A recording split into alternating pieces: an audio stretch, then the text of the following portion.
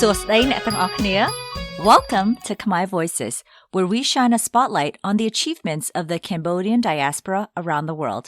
I'm your host, Vani, aka Vanny.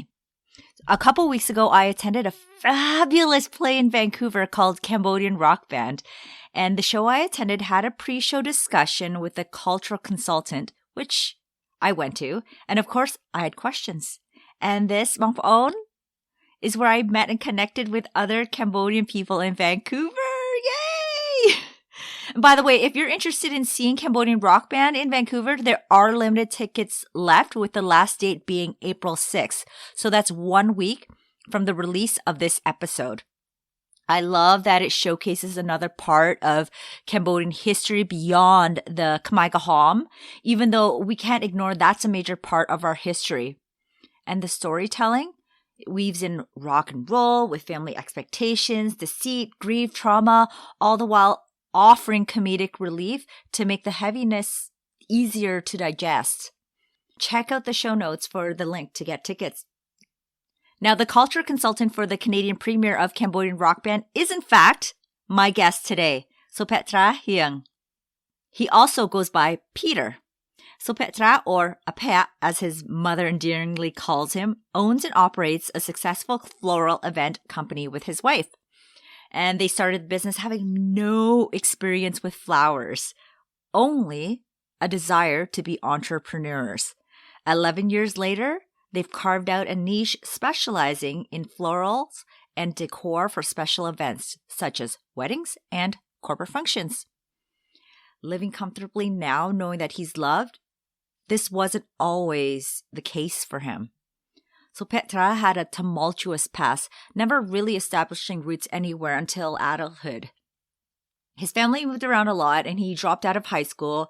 He got himself in with the wrong crowd too. So he shared in this episode how he turned his life around by earning a financial management diploma at 24 years old, and he also touched on his undiagnosed bouts of depression in his late teens and early 20s. It was definitely a great chat, and I hope you enjoy this episode. My history goes back to ancient times. No, I'm just joking. Right, yeah, that's what but my immediate family history, of course, starts with my parents, and I listen to a lot of your podcasts, and we all share this story. Our parents escaped the Khmer Rouge, lived in the refugee camps, and either escaped to the US, Canada, Australia, or France, or somewhere in the West. And yeah, my parents kind of the same thing. And however, yeah, like there's all the different nuances and stuff like that. But kind of a long story short, we were sponsored to come to Canada, and we lived in Medicine Hat, Alberta. I don't know if you know where that is. That's where a lot of Canadian people. Yeah, of course, yeah. So a lot of Cambodian people who went to Canada. A lot of us went there. So we lived there for a bit, and my family moved around a lot. So just to kind of like sum it up quickly, we started off in Medicine Hat, Alberta. We moved to Ottawa when I was like 6 or 7. Then we moved to Montreal. Then my dad decided to move to Victoria in BC when I was 8. And then we lived in Victoria for a while. And then we moved to Vancouver when I was 16. Oh, and wow. Then while I was in Vancouver, I've lived like everywhere here, like Vancouver suburbs, New West, Coquitlam, Burnaby, Port Moody. It's kind of crazy. Surrey. I probably moved around like 25 times in my life, and this is probably directly due to my parents coming to Canada from Cambodia, right? And just they were never able to settle in any community in particular. So that was just kind of a reflection of my life. And yeah. When you say that you couldn't settle in, do you mean that you didn't have a Khmer community there? Or were your parents looking for work? I think there's of course, there, like in Medicine Hat, Alberta, there was actually for a really small town, and it's quite a bit of Khmer people there, and a lot of people found work in the farms. Mm-hmm. picking onions, ironically, escaping the killing fields to go work in Canadian farms. But yeah, like there was work there. I think more it was just my family. My dad, he was a very ambitious young man. He was, I think, by the time he was late 20s, he had 3 kids already, so just young and ambitious. And I think he really wanted to kind of to really make a living for himself. So he went where there were any opportunities, and he was quick to go. And we maybe can discuss this more later, but this probably had to do with his father being killed during the Khmer era. And then when he was like, I think 12 or so, he didn't have a father. So living here in Canada, we never really established roots and settled down, because I think that they brought that with them from Khmer too, right? So Mm. that was one of the things that sticks out in my life. Like, I moved around so much, it's kind of crazy. So So, did you keep in touch with your yes, friends that you made when you were 6 and 7, yeah, originally in Medicine that Hat? yeah, I've I've kept in touch with some friends, and just moving around a lot, to be honest with you. Like, you didn't really think about it too much at the time, but just looking back, it was extremely difficult to like make friends and then go move to a different city, and Mm-hmm. and then and then keep friends again. Especially when you're young, it was hard. It was really hard. Like, I don't keep in touch with a lot of the people I grew up with, because I don't know. I don't know who they are. When I was 6, 7, 8, 9, 10 years old. And then Victoria was when I was 8 to 16. That Mm-hmm. was probably the longest I've lived anywhere. And I do have some good friends there that we still keep in touch. And yeah, I love them. And also here too. So in Vancouver, I've been here in like the Lower Mainland, which is like Greater Vancouver, Mm-hmm. since I was 16. So the last 25 years, it's just moving around from different city to city. So Mm-hmm. yeah, as Mm-hmm. far as like high school life though, yeah, I maybe we can get into this later, but this whole tumultuous lifestyle kind of led me to like, even I dropped out of high school. I was, yeah, so I'm kind of a late bloomer, to be honest with you, to how everything kind of came back to itself. But during these years, I myself got lost Mm-hmm. in this whole shuffle. And yeah, it was kind of crazy for me as well, actually. Did you practice the traditions of Cambodian culture growing up? Yeah, we always kind of went to the Wat Mm-hmm. a little bit. And then yeah, my mom, as far as like music and stuff, like, I don't know, probably a lot of, we all watched like Chinese movies that are dubbed in Khmer. And then wherever there were Cambodian people in the cities that we lived in, a lot of the times we would make connections with that community too. Mm-hmm. So I remember having Khmer friends in Victoria, Ottawa, and stuff like that. And yeah, of course, the food is always the number one cultural connection to Cambodia. So we did practice the traditions. Yeah, Yeah. I don't think we were. I think a lot of Cambodians are maybe culturally Buddhist, but I'm not sure about like practicing specific kind of things. So as far as like religious kind of things, I don't think we did that as much. Okay. How did you said that you dropped out of high school. Can you paint a picture of what led you there? Yeah. So excuse me. So I mentioned my father. His father was killed in the Khmer Rouge regime. And I think he never was able to. He brought that with him from Cambodia. He was never able to really deal with it. And I think that because of that, he had a really difficult time settling in. And he probably had a lot of stuff weighed on him too. I'm not sure if, sorry, in Cambodia, he he actually left the killing fields, like the and I think so. He's from Kampong Jam, Mm-hmm. which is like in the eastern part of the province. Mm-hmm. And that part of Cambodia was taken over by the Khmer Rouge before 1975, and I think there wasn't like a lot of massacres there, but they took pretty much my dad's whole family, and everyone kind of worked in the fields and stuff like that. And my dad, he actually escaped into the jungles and joined a counter-revolution group called the Khmer Saw, and they lived in the jungles and they fought the Khmer Rouge kind of like back and forth a little bit. So my dad, as a like late teenager, young kind of guy, he was living in there. And that time, I actually don't know too many details, but he was like actively resisting the Khmer Rouge, right? And then probably because they took away his father. Mm-hmm. And my mom, her father, her parents, my grandpa, he was in the military at the time. He was a non-combatant, but he was in the government military, and the Khmer Rouge took away both of my grandparents, and so my mom and my father were both kind of orphaned in a sense. They both had like my grandma from my dad's side. She recently passed away. She's 92. She was my only grandparent, and my other three grandparents were murdered. So coming to Canada, unfortunately they were really had a hard time dealing with that, and so we moved around a lot, but I didn't really notice this much in my childhood.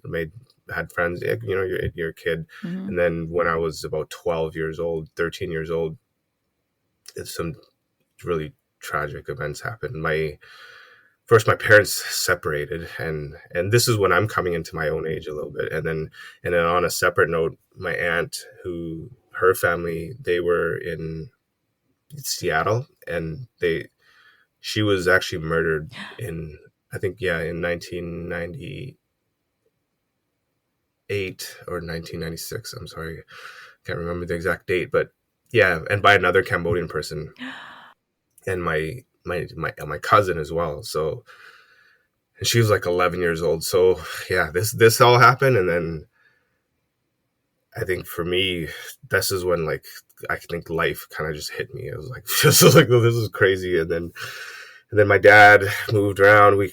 My dad moved to a city called Nanaimo, which is a couple hours north of Victoria. And then I like went back and forth, and I just remember like kind of wanting to fit in, but also being angry at both parents. And then so I started doing my own thing, and then I started like just hanging out with the wrong crowd. I was selling kind of weed and stuff like that, and just doing my own thing. And then dropped out of high school. Then we moved to Vancouver when I was 16, and by that time, I was like not really in high school. I got in some trouble with the law a little bit here. Then so I never finished high school. And then fast forward, I actually went back to finish my GED when I was like 19. So during my teenage years, from like 12, 13 until late teens, there was a time period where I was just trying to find my own identity and also very lost. So that's kind of how it happened.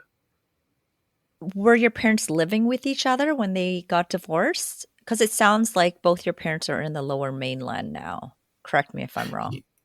Yeah, they're kind of like back and forth, but my mom here is in the Lower Mainland, and my dad, he's actually lives in Cambodia now. Okay. And he goes back and forth, and he hasn't been back in a while. He's got a wife there, but they were both actually kind of living in like Vancouver, Victoria, Nanaimo, the kind of area in BC. It's relatively close. So were you living with your dad at the time? During all these moves, it would go back and forth. I remember one time going to live with my dad in Nanaimo for 6 months or 9 months, and that didn't really fit in there. So I moved back with my mom. And she was in Nanaimo as well, or a different part of the island? She was in Victoria at the time. And then my mom moved to Vancouver when I was 16, and I went with her. But my sister and my brother, so I have an older sister and a younger brother, and they stayed back with my dad, and they eventually came to Vancouver with us. So a lot of the times we did live with my mom, but my dad was kind of on the periphery, if that makes sense. Yeah. Did you ever talk to your parents or your siblings about what you were going through? And was it ever you know, what happened with your aunt and cousin? Like, was that ever talked about? Yeah, that's during immediately. It was yeah, it wasn't. We really, I think, suppressed a lot of it and Mm, held this like yeah, the pain, the anger, the trauma. We held a lot of it in with us, and I think especially during those, I would say, like kind of darker years in my life when I in my teens, we didn't really talk about it much. And but as time has gone, I think we've really kind of opened up to that a little bit. And just yeah, I have my cousins. So my one of my young cousins, she unfortunately passed away, but there's four survivors. So we have two female cousins and two male cousins, and they live in California, and we yeah, we love them. And as far as like the divorce and stuff like that, I don't think we speak too much about the details, but as time has gone by, we have I reconciled, and I have a great relationship with both of my parents, and I understand more how just yeah, my father, he's a young, ambitious, really great guy, but he's in his 60s now, and he's you know I see him for who he is. He's a human being, hmm and I have a lot of Processing his pain. compassion for him too. So yeah, Mhm. What? How did you turn your life around? What yeah, happened? yeah. That's crazy. That's a process too. So I, when I was like 20, in my early 20s. So just to kind of give you a little bit of like in Vancouver, there's kind of like an underground of this is like a port city. There's a lot of Asians. Hmm There's a lot of gangs here, like locals, and I was kind of living that lifestyle a little bit. And but in my early 20s, I had came to a breaking point, and I decided to go to school at BCIT after I had finished my GED. So I went to BCIT to take accounting, and then that kind of like set my life into a different path. And I ended up graduating with a diploma in accounting, and that started the process of breaking away from that kind of lifestyle. And I met my wife, girlfriend at the time, and she was also at BCIT. And although, yeah, it wasn't like an instant moment, but during it was a process that kind of led us away from that lifestyle, and that was yeah, thank God for that. Did you know you said you met your girlfriend, now wife, at BCIT? Yes, Okay. no, not at BCIT. She went. We both went to BCIT, Okay. and yeah, we went. We kind of met through mutual friends. Uh-huh. We dated, and yeah, she was she hung around with people like me, I Mm-hmm. guess you would say, but she wasn't like in that lifestyle. And I think she kind of influenced me positively in that way. It took me a long time to like break away though. Like after I graduated from BCIT, I got so many good jobs in my 20s, Mm-hmm. but I couldn't hold a job. And because I really wanted to just like make money fast Mm-hmm. and just live this lifestyle and just, and it was kept getting drawn back to like and I didn't understand work too. Like I didn't get a job until I was like in my 20s, until after I graduated college, right? So it took a while to adjust, but yeah, now I'm kind of completely that was the old young me. So time goes by, and So you have yes, your diploma in accounting, and then you said you held a few jobs but couldn't keep them for long. yeah. And then you ended up at what company was this? You said you ended up at a floral company? Yeah, so I had some really, really good jobs. I worked for the Honda Mm, Financial Group. I worked for eBay back when eBay was bumping. I worked for uh, yeah, this big company called Ritchie Brothers. And then I worked for the Keg corporate office. I just for whatever reason I just couldn't hold this any job. So, anyways, I ended up at this place called United Flower Growers mm, in Burnaby. It's a flower wholesaler auction type place, and it's collectively owned by all the flower growers in BC. And this was the longest I held my job, and I worked there for about 2 years. And this was in my late 20s, mid 20s, like 27, 26. And that was great. I've finally started to establish some roots. And then once, but I've always had this kind of entrepreneurial kind of spirit, even since when I was young, when I was 6, 7 years old. I used to sell hockey cards. I used to I used to do anything to kind of make money. And then in the floral industry, I was in the accounting office, but I would deal with a lot of florists and a lot of business owners and looking at the numbers and stuff like that. My wife and I was like, on Mother's Day, I was like, let's start a business, just randomly. So was she in the industry as well? No, she was in her own field. She was in marketing, and she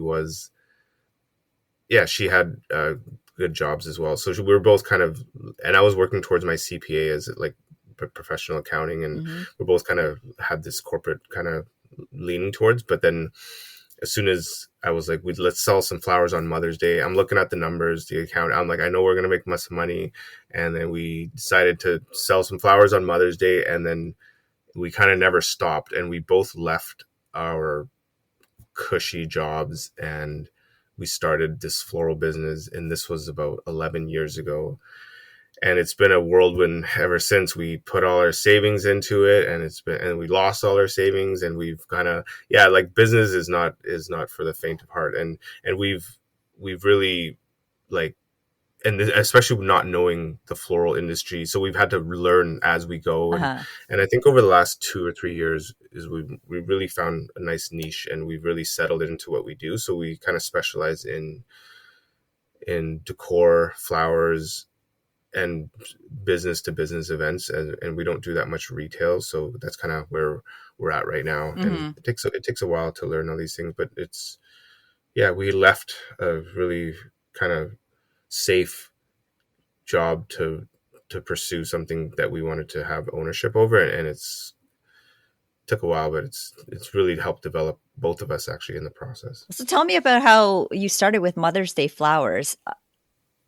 Who had that idea, and how did you knew based on the numbers that you would make money off this many sales, but who came up with the idea? And then tell me like how you got your first client from that Mother's Day. Yeah, so it was actually me who wanted to start the business, because both of us kind of have an entrepreneurial spirit on the side. Sometimes, like, my wife would sell hair. She would import hair while she was working, and then sell on Facebook and stuff like that. And like I said, I've always kind of done my own thing as well. And just looking at the numbers, and the floral industry is very seasonal based. And we rented a kiosk actually at Brentwood Mall in Burnaby here, and then we just rented a kiosk. I knew this wholesaler, so we bought a bunch of bouquets from him. And we set up the kiosk, and then on Mother's Day, we sold a bunch of stuff, and it was awesome. And then we just continued, but then we also didn't really know what to do afterwards. So we kind of learned, and over time, we had a mentor. My wife actually learned how to make flowers, and eventually I would catch up to that too. But I was more in the operations of the business. Right. So coming from a marketing background, my wife is super creative, and she learned how to make flowers and just kind of have those ideas, and then also be the lifeblood of the company in terms of sales and stuff like that. And then coming from an accounting background, I was able to just solidify the back end and kind of run the operations. And so it started off as a side hustle at first. It started off as a side hustle. Yeah. Okay. So Mother's Day flowers, and then it eventually evolved into large corporate events and weddings. Yeah. So we did like retail flowers. We had a flower shop for a while, and it went well. And we actually had a store at Metrotown, which is the biggest mall in BC, for a while. But I think just learning over the years that the floral industry has changed a lot, just based on a lot of things. Like, you can get flowers at like Costco or Whole Foods, and like a lot of the chain stores are so running a day-to-day flower operation is actually kind of difficult, I would say, because the competition in terms of like walk-in clients and stuff like that, it's really I would say challenging. So we had to, build kind of our own skills. And then, so when we do weddings or we work with corporate clients and we do like events and decor, there's just lot of larger installations that not everyone can do. So we've kind of built up that skill, Mm-hmm. and thankfully we've created this little niche for ourselves where, we just kind of run our operation out of a warehouse, but it comes and but we do small weddings, big weddings, we do both. And also we work with some business clients where, like, let's say they have a holiday party, we can make the flowers and then do some decor. We also do like draping and kind of like candles, so stuff that's associated with that. And What is your business called? it's called Heart Company 60. Oh, sorry, it's called Heart Company. Mm-hmm. Our Instagram is Heart Company 604, which is just the area code of BC. Okay, I'm going to put that in the show notes so that people can go and follow you guys there too. So let me get the evolution of your business clear. You were working at a floral auction company. Is that right? Yes. And Yep. then you saw the numbers and how things worked, and then realized, hey, we can make some money if we rented a kiosk at a mall and sold flowers on Mother's Day. So you did that as a side hustle. How long did you do that for? Well, we did that for probably, I think, 3 years or so, Did you because also? having a kiosk Mhm. was actually pretty. It was actually a pretty good idea, because having a little the logistics are a little bit challenging because flowers need to be in a cooler and stuff like that. Right. And we also sold plants too, but being in a kiosk, we were able to be in the high traffic areas. So during Mother's Day, during Valentine's Day, during the weekends and stuff, it got really busy. So we did pretty well. And then eventually we ended up getting a storefront, Hmm. and we had that for about 5 years. And during COVID, that kind of probably just changed a lot of stuff, like that how people shop and stuff like that. Mm. And then during COVID, there was a really kind of critical time where we pivoted our business more towards events and specialized stuff Hmm. where How did you we get your can use our skills. How did you Go get ahead. your first large client? I think through, this might sound funny, but yes, I think through grace a little bit too. We had there's a challenging story here where, and we had a kiosk, and it was hard, and it wasn't like running a business. I had my first son at the time. He was 2 years old, and this was just a crazy time in our life. We were like struggling to like why did we leave our jobs to do this, in a way, right? Anyways, we temporarily closed our kiosk. We went to Mexico to kind of just clear our heads, to get away. And then we came back. The one of our current clients, this was like 8 years ago, the Fairmont Hotel at the Vancouver airport.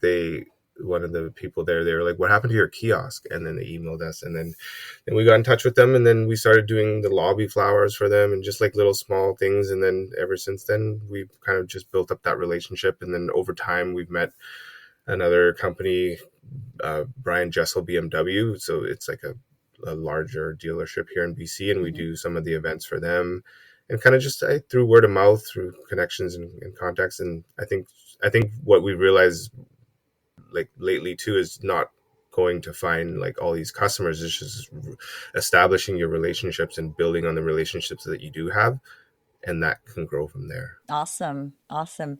I want to talk about your role now with the Arts Club as the cultural coordinator for, or not cultural consultant, excuse me, for Cambodian rock band. Can you tell us how you got involved with that?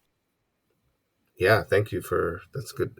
It's funny too, because I'm running my business at this time. This was about, they were recruiting for people, I think, about a year ago, Hmm. maybe a year and a half ago. And my sister, she's writing a book, and she's also into the arts, and she writes poems and stuff like that. So that's kind of her thing. And for me, I'm kind of the opposite. I was just running my business, working with my family. She forwarded me the position, and then I looked at it, and I didn't really think much of it. But yeah, it came. kind of started weighing on me, and I really started to see the importance of really connecting to our culture, and I thought that it was like there's a group of people doing this, and they're not even Cambodian, and then the more I looked at the job description, the more I realized that I'm just a Cambodian person, but I think I can do this role really well because because I just have being that bridge, being in the diaspora, the Khmer Rouge, what happened affects us, but it doesn't affect us the way it affected our parents. Mm-hmm. And then we also have a connection to the West, so we're able to communicate this, I think, very well. And I also have a really big interest in geography, history, geopolitics, and stuff like that. And I thought that I was able to combine that and do well in that role. So I applied for it. They called me for an interview, and I interviewed with them, and there's this, it was, this is, then it started bubbling. Like I started getting kind of emotional a little bit during the interview, just because about how important it was. And to be honest, I told them, I was like, I have a full-time business. I don't really need this job, but I really want to do this because I think it's important that I make this contribution, Mm-hmm. and that's how it got started. So thankfully they took me on. Was there ever like a fear that you couldn't do this? You said that, hey, I know I can do this, but like, did you ever think that like I'm not, perhaps there's someone out there better than I am that can do this better? I thought so a little bit, and I thought my sister would actually take on the role Mm-hmm. much more, because this was much more aligned with her, but she kind of kept pushing it on me a little bit. And then I tried to get my brother to do it. Uh-huh. I have some my friends here. I forwarded them the I'm like, you should apply for this, Uh-huh.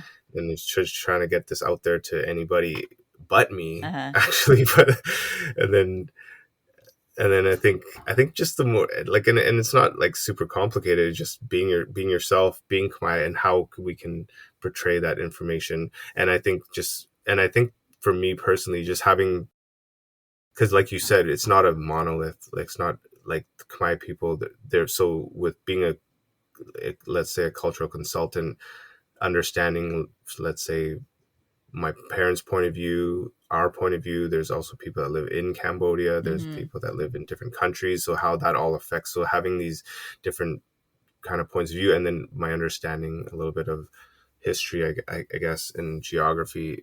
I think it just plays well into that role of being able to like not be so like one sided in that respect. Yeah, I don't know much about like the art scene. I've been to a Mm. total of maybe 4 plays in my whole life, and I was adamant on going to this one.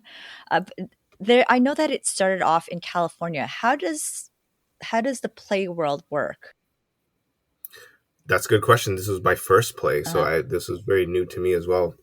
But I think Cambodian Rock Band was written by Lauren Yee, who is a playwright, and I think she's done several other plays that are related to like historical events. Mm-hmm. So there's one called The Great Leap. It probably had to do, I think it had to do with China during the Cultural Revolution. And I think this was in this was a while ago, 6 or 7 years ago. And then the plays I think they were doing the plays in the States, in Seattle, and I'm not sure which other cities. From Seattle for sure, I think Mm-hmm. Portland, and some other parts, maybe in California, and on the East Coast. And this was the Canadian premiere here. So it's been 5 years in the making. I think COVID delayed some of it, and it's been a long wait. But this here is the Canadian premiere. Did So you Canada, did you get in touch yeah. with other people in the other cities to see how things were done there, or was that part of your role, or is that someone else's job? Yeah, personally, I didn't really get in touch with anyone, but I think like there was some contact. Like the director here, our local director Jiv, he was in contact with Lauren, and they kind of have a way they need to do the play and stuff like Mm-hmm. that. Yeah, my role wasn't like a big role, but I did work with the I, director I a would lot. And I totally disagree with that, but okay.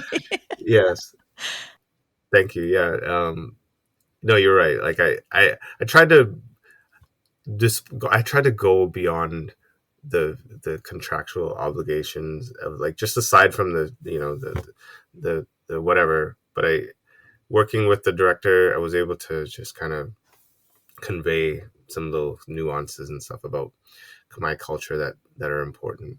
Is it the organization like the arts club that decides, hey, we want to take on this play, and then they recruit directors and actors? How does that Yes. work? Okay.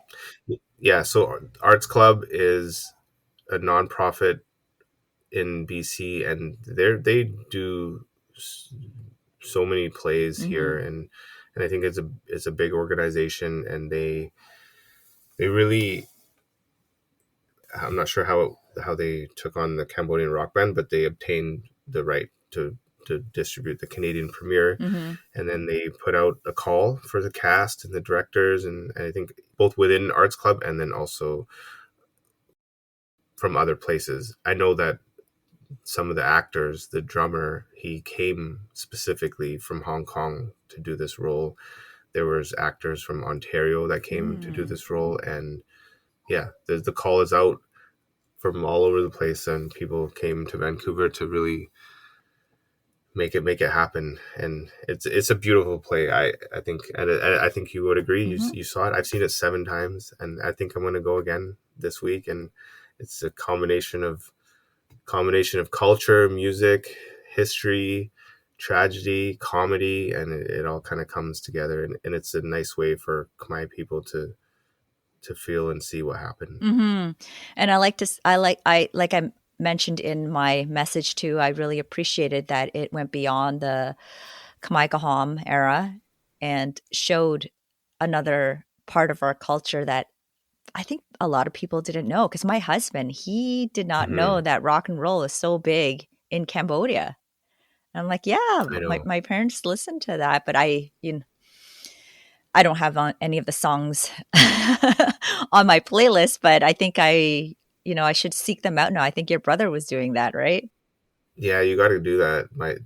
There's the music is still alive today, Hmm. and from the 60s and 70s, it's even like the modern artists today. They sample They from that era. sample, mix Uh-huh. it up, and it's awesome. I Yeah, I do hear, I don't listen to too much Khmer music because I don't understand it. Like I'll catch the words here and there, and there's a lot hmm, of there's a handful that I know of rap artists coming out of Cambodia, and what I can understand and catch what they say, I'm like, oh my goodness, they're incredible lyricists. But that's hmm, why I think I've made a goal now to learn the language uh, and speak it more fluently, just because I want to be able to understand what's going on right now and communicate with my parents better too. hmm. Yeah, I would encourage you to do that. My brother, actually, he learned how to read and write Khmer not that long ago. I would say, well, yeah, like probably 6 or 7 years. But in his late, like, he was, you know, a grown adult by the time, and he took the time and effort to learn Hmm. the language, and it's actually helped establish and his connection with our family in Cambodia a lot more. He's able to communicate with them, and he's able to, like, it's so much better. And without language, it's really hard to connect to Cambodia. And I would encourage you to do so, and myself as well. And Hmm. it's never too late, and we should definitely. Well, next time maybe we It's can speak important. in Khmer when we meet in Yeah, person. yeah, absolutely. um, you mentioned that you listen to a lot of business podcasts and read a lot of books. Can you give us some recommendations on some business books that helped you in your business and podcasts? Yeah, for sure. So my business acumen is always, it's still evolving, it's still growing. So I'm not an expert at all. We're all learning, and but we learn through experience, and we learn through mentors. And so one of my the books that I currently enjoy. There's one called Key Person of Influence by Daniel Priestl. It focuses on just about trying to become, and it's not like to become this important person. It's just that whatever industry you're in or whatever you do, we have to kind of stand out a little bit. And part of that is doing podcasts. Part of that is doing marketing and being in YouTube and positioning yourself so that when opportunities arise, people look to you for advice, or not just advice, but people look to you for influence. So that's a really great book. This encouraged me to actually do a lot of stuff too. We'll stay tuned. There's another book called Art of Learning by Josh Waitzkin. He was like a young chess prodigy, and he ended up doing like martial arts and Tai Chi and Jiu-Jitsu. And he wrote a book. It's called The Art of Learning. It's just how we can learn and transfer skills from one place to another. So he used his chess skills and then applied that into Tai Chi. And then he used that to apply that into jiu-jitsu. So we're able to transfer the current skills that we have to be able to build upon and learn new things. And you can do that by just like these small little habits. And there was a book I picked up from Costco. It's called Atomic Habits. I love that book. Yeah. Those small details and kind of focusing on that. And one of my favorite podcasts is Myron Golden on YouTube.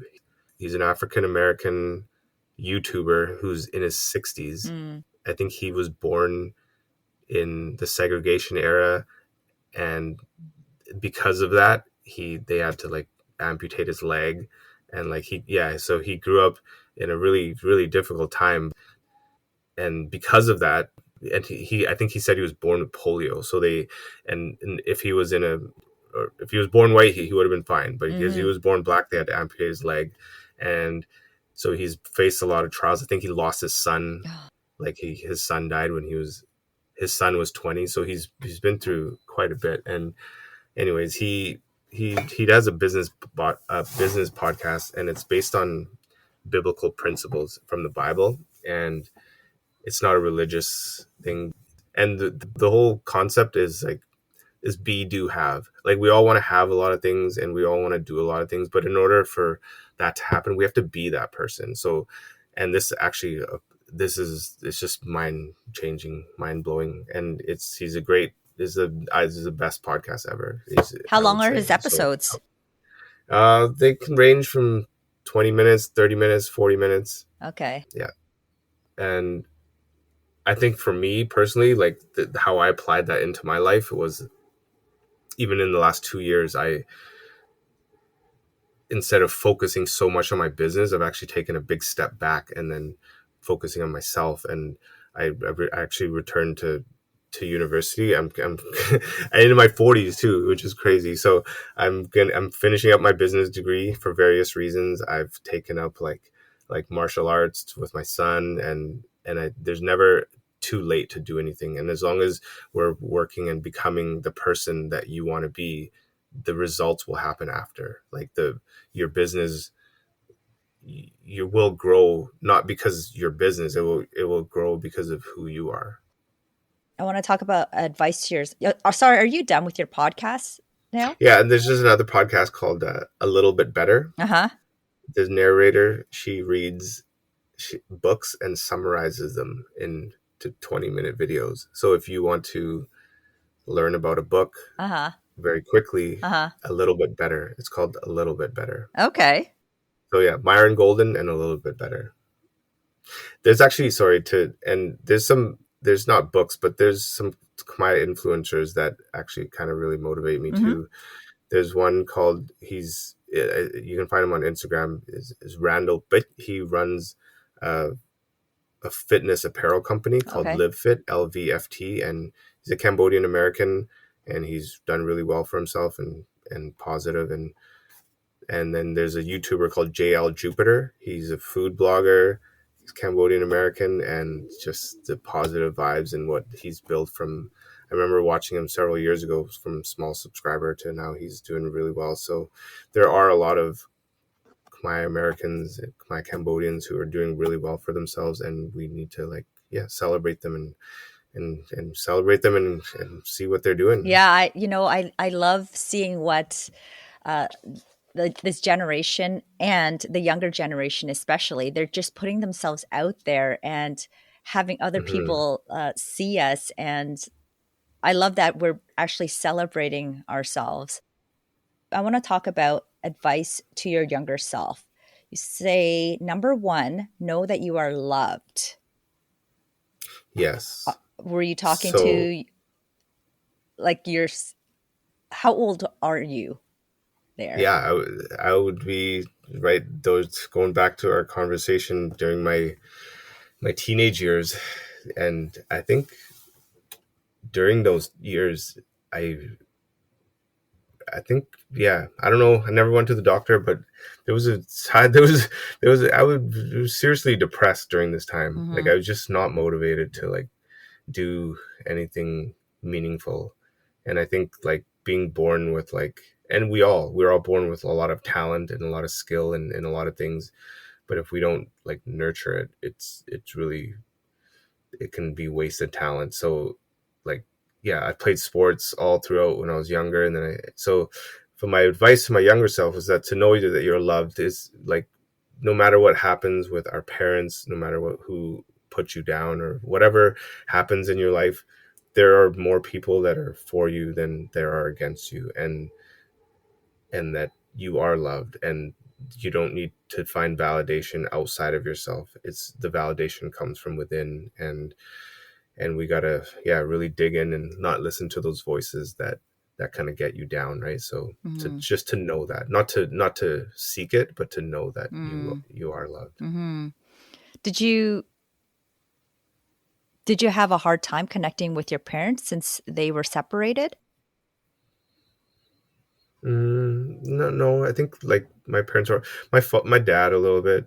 He continued moving around back and forth a lot, and so but as far as keeping in touch, we kept in touch a lot. Like we were never distant. Okay. That we went long periods without talking. I didn't live with my dad a lot, but we did talk a lot. Yeah, Okay. And you mentioned martial arts a couple times. yeah, And in your advice to your younger self, you also say practice judo and jujitsu. That's very yeah. specific. How I did know you it's come very across specific. that? Yeah, for sure. And and we nothing. I mean, I would say practice like Gun Khmer or the Khmer kickboxing for sure. It's just the only thing is it's like a striking art where you kick and punch, and whereas judo and jujitsu, it's like a wrestling, and it's more like grappling. Uh-huh. So you can do it into your old age, and yeah. So there's a lot of people who are starting jujitsu in their like me in their 30s and 40s and 50s. Uh-huh. So when you start that when you're young, you just kind of learn how to be in uncomfortable situations and getting pressured and just kind of really working your way out of difficulties. And as men, as a young, especially for I think boys and men, we really need to. It's not about strength. It's just about how how we kind of navigate life and just being able to endure difficult situations, and then as you kind of grow in your skill, like for me personally, you have no, and I see it in my son too, you have no need or no want or desire to fight people, and to because of who you are and what you know as yourself in the strength that you've gained. How did you So come across it? Like, how did you start? yeah, I think just in stereotypically a lot of guys or want their sons to do karate or join something, and then yeah, put my son in jiu-jitsu when he was 4, Mm. and he didn't like it, and we didn't pressure him to do it at all. Then when he was 6, he's like, I want to do jiu-jitsu again, so he went and did jiu-jitsu, and then 6, and then a couple years later he started competing, and I watched him compete, and then I was like, if my son is doing this, I need to do this too. So So he was then I your started training, inspiration. and then Yeah, he was my inspiration. I started training, and then I started competing as well, even in my old age. And so I think it's just starting at a young age. And then like my son was like a wild ball, like it's just full of like energy before, and now he's like a much calmer person just because of the training in the martial arts. He's able to like channel that energy. Like right, you go train, you let out all the thing, and then Yeah. you're So My husband and I were talking about putting my son, my 4-year-old son, into some sort of martial arts as well, but we just didn't know what. And I'm thinking like, well, maybe we can just kind of put him into something general, and then he'll gravitate mm, towards whatever it is that he enjoys. yeah. But jujitsu, thank you. I think I'm gonna bring that to my husband's attention because he's a ball of energy, and Yeah, he, yeah, jiu-jitsu, judo, every culture in the world almost has like a wrestling culture, mm-hmm. even Khmer Yep. too. And it's just something that's good for, I think, boys and girls too. But wrestling, it really is more mental than physical, I Mm-hmm. would say. Mm-hmm. Now, the third piece of advice you'd give to your younger self is don't waste your youth. Pursue what you're Hmm. good at and build on your natural talents. So, I have to say something before we talk about this point. You were going through a lot. Yeah, And I almost read this as if, you're criticizing your younger self, like don't waste your youth. But did you even have the opportunity to realize that you were wasting your time when you were at mm, that age? Because you were just yeah, trying to for process so sure. much. Yeah, 100%. Yeah, and I don't mean that to be hard on myself. I would just I would just say like you're right. Like I mean, looking back, I mean, just when I was younger, there's whatever happened, like it was just like more than I can bear, and it's not, which led to a lot of stuff. And yeah, it was extremely difficult. I'm not saying to like waste it, that I wasted my youth. I just wanted to encourage young people that I really believe that young people are extremely talented, and they need to like they need to not need to, but I think young people should pursue what they're good at and what they're talented at, and that leads to like just a snowball effect where like yeah, like young people are capable of solving problems and coming up with solutions, and I think that young people have a lot of talent. Young people have a lot of skill and ambition, and that should be encouraged as opposed to like discouraged, if that makes sense. Yeah, or I Not suppose, discouraged, but yeah, mhm. I suppose to also encourage them to or let them understand that you don't have to follow like a certain path. Yeah. Hmm. Use your creativity, and there are careers out there too that you never know would exist in the future, right? Right. And some young people are really good at like like even like singing, and for Khmer people, for like I think one of the most beautiful things in our culture is actually the arts Mm-hmm. and dancing and the robam and stuff like that, Mm-hmm. and singing. And if young people are good at these things, I this is where we I would encourage them, instead of like, go be a doctor or go do this. And it's like so many people are so good at so many different things, but we funnel them into these, like, what we think is as adults is good. But Mm-hmm. there's a lot of paths in the arts as well, as which I'm starting to understand. Yeah. I want to ask some general questions that I Mhm. sent you. Did your parents encourage you to do well in school? I think, yeah, so well, what happened in my life, but for sure, like my mom, she's a highly intellectual person, and Uh-huh. and I think like my brother, he graduated from SFU with like at the top of his class, and my sister graduated from SFU. So we were like really encouraged to do well in school. And but there was this also kind of contrast where like we get like me myself, I got kind of pulled into this other side. However, our like intellectual or kind of pursuit of education never my dad especially, even though he wasn't educated, he really wanted us to all be educated. And that's actually one of the reasons why I'm finishing my degree in business now, so it's never too late. Any last words you want to share with our listeners before we end? One or two things you want people to take away from your story?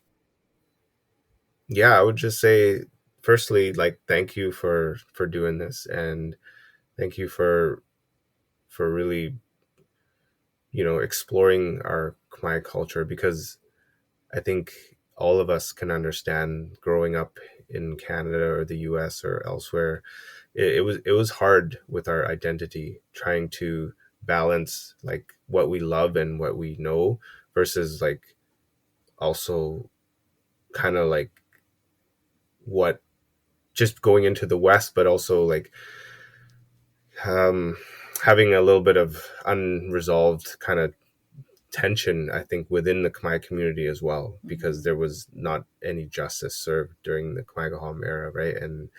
And so we kind of grew up, I think, battling that identity, and I think that we've had a lot of time to heal in the last 30 or 40 years to like grow up in peace and to grow up like relatively safe. So I think that now is, especially now, and then for the younger people, is to really explore the beauty of Khmer culture outside of what happened during the genocide. There's so many things, right? Like the food, and you can see that, yeah, not just the food, and I really want to emphasize the arts. I think Khmer arts really deserves a revival, and for anyone to pursue that would be highly encouraged.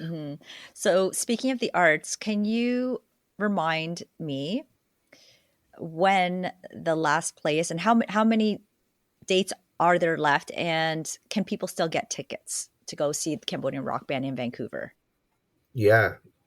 And there's people that have come from Victoria to watch the show and other places. So if you're Khmer and this piques your interest, I would encourage you to come if you can. It's a really great play. So it goes until April 6th, and there's a show every day except for Monday. There's matinees on Saturday and I believe Tuesday. So there's, what's that, like 2 weeks left. There's probably 20 something shows. Quite a bit, and it's good. You won't regret it. It's awesome. Yeah, so this episode is going to air April 1st. So people are only going to have a few days left to buy the tickets, but I'm going to share prior to the release of the episode that there's a lot of tickets left. Well, not that much. You said about 80%, right? Full? Yeah. I think generally the shows are 70 to 80% full. So, but there are still tickets left if you want still tickets to check it out, because it is a fabulous show. I was full of pride watching it and having my husband see it alongside me. And it's gotten a lot of good reviews too. I was looking at the Arts Club Instagram, and they had some quotes of people who are not of the Cambodian diaspora write amazing things about it. So I'm so proud of that. I can't help but be proud of Sopheaktra for sharing his painful past and showing us that you are who you work to become. Thank you for sharing your inspirational story, Peter, and thank you for your contribution in making Cambodian rock band a hit in Vancouver. If you're in the Vancouver area, I highly recommend it. The last date it's in town is April 6th, so 1 week left. Tell your friends about it too. You gotta go. And I completely agree with Sopheaktra that the arts is a path we should all consider, given that art is the heart that keeps our heritage and culture alive. If you enjoyed this episode, please leave a comment on Spotify if you're listening there, and be sure to share it with your friends. And if you haven't yet, please give Khmer Voices a 5-star rating wherever you listen to podcasts. We'll be back in a couple weeks.